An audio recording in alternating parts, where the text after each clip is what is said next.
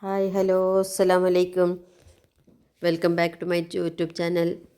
അപ്പോൾ എല്ലാവർക്കും സുഖമല്ലേ? ഇവിടെ എനിക്ക് സുഖം തന്നെയാണ്. ഇത് ഇന്നലെ ഇട്ടതിൻ്റെ ബാക്കിയാണ് കേട്ടോ.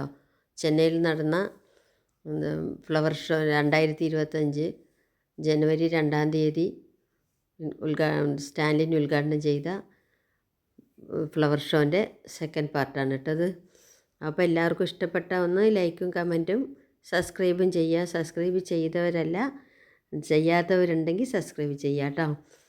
അപ്പോൾ നല്ല ഭംഗിയുള്ളതാണ് കേട്ടോ. അപ്പോൾ അതുകൊണ്ടാണ് ഞാൻ അതിൻ്റെ സെക്കൻഡ് പാർട്ടും കൂടി ഇട്ടത് കേട്ടോ.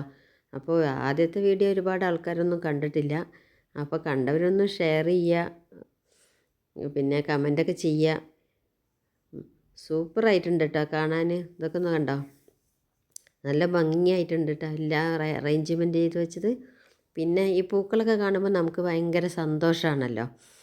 അപ്പോൾ അത് നമുക്ക് ഈ പൂക്കളെ പോലെ തന്നെ നമ്മൾ കേട്ടോ. ഈ പൂക്കൾ ഇന്ന് കാണുന്ന ഭംഗി നാളെ ഇവർ വാടിയാൽ ഉണ്ടാവില്ല. വാടിയാൽ പിന്നെ ആ പൂക്കൾക്ക് യാതൊരു ഭംഗിയും ഉണ്ടാവില്ല. മനുഷ്യനും അങ്ങനെ തന്നെയാണ്. മനുഷ്യനെ നന്നായിരിക്കുമ്പോൾ മാത്രമേ ആൾക്കാർക്ക് നമ്മളെ ഇഷ്ടപ്പെടുകയുള്ളൂ.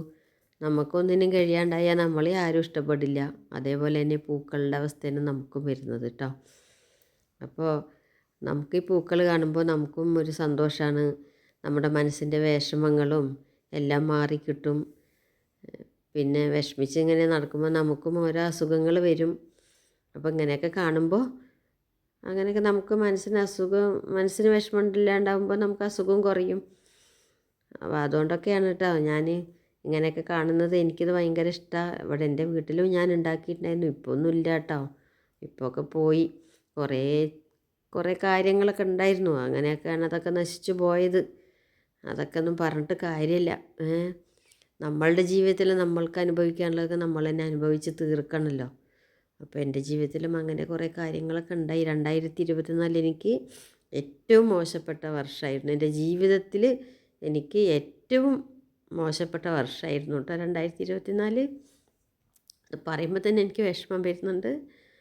അപ്പോൾ ഞാനതൊന്നും ആലോചിക്കുന്നില്ല. പോട്ടെ. 2025 എനിക്ക് അങ്ങനെയൊന്നും ഇല്ലാണ്ട് ജീവിക്കണമെന്ന് എനിക്ക് ആഗ്രഹമുണ്ട്. നമുക്ക് വിഷമം തരുന്നവരൊക്കെ ഇനിയെങ്കിലും നമ്മളൊന്ന് വിഷമിപ്പിക്കാണ്ട് ജീവിപ്പിച്ചിട്ടുണ്ടെങ്കിൽ നമ്മളുടെ ബാക്കിയുള്ള കാലം എപ്പോഴേ നമുക്ക്